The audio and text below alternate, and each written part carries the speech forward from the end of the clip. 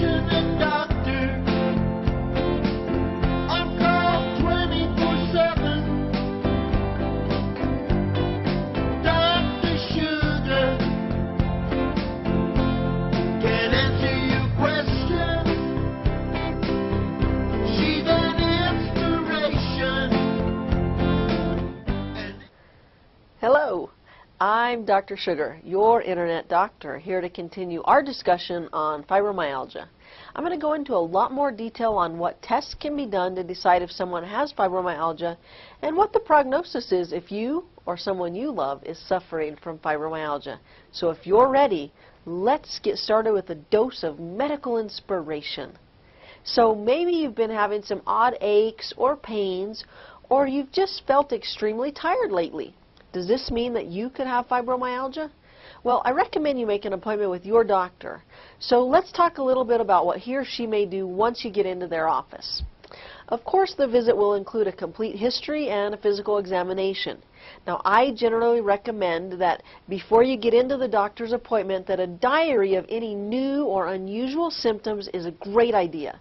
This really helps you see and explain to your physician things like how often the problems are arising, how much pain you're in. Now, we like to quantify pain on this scale from 1 to 10, so if you can do that as well, that's great help.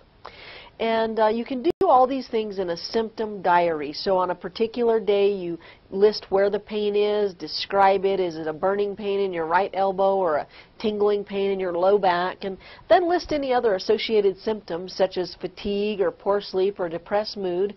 And make sure to quantify that pain on a scale from 1 to 10. And when you get in with your doctor, show them the symptom diary. You can go through it with them, and this is going to save you a lot of time and make it a lot easier for your doctor to see just how much this is affecting your life. Unfortunately, due to the nature of this condition, there's no one particular test that can accurately provide the diagnosis of fibromyalgia. Doctors must therefore rely on patient histories, self-reported symptoms, a physical examination, and an accurate manual tender point examination. This exam is based on the standardized American College of Rheumatology criteria.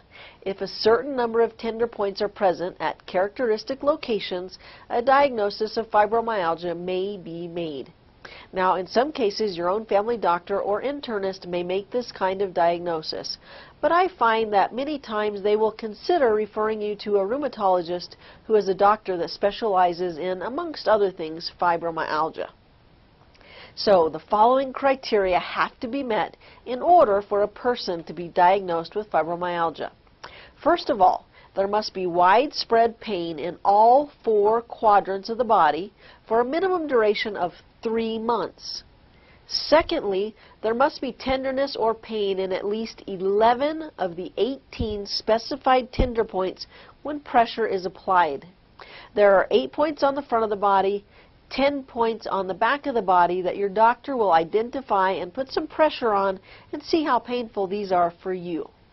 So perhaps you've met all the criteria for a diagnosis of fibromyalgia, and your doctor has even said that you have this condition. Let's talk about the good news. In terms of long-term prognosis, right now more than ever before, most patients do tend to improve over time. That's great. Prognosis is also better when one is educated about fibromyalgia. That's why I think it is so great that you are here watching this video with me.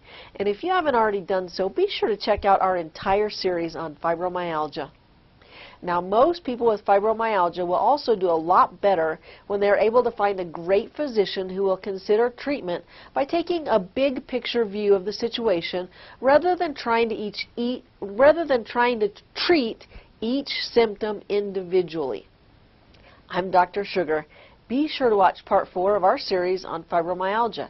Now, in the next section, I'm going to go into a lot more detail on what traditional treatments and what alternative treatments are available if you or someone you love has fibromyalgia. So make sure to watch, and I'll see you there.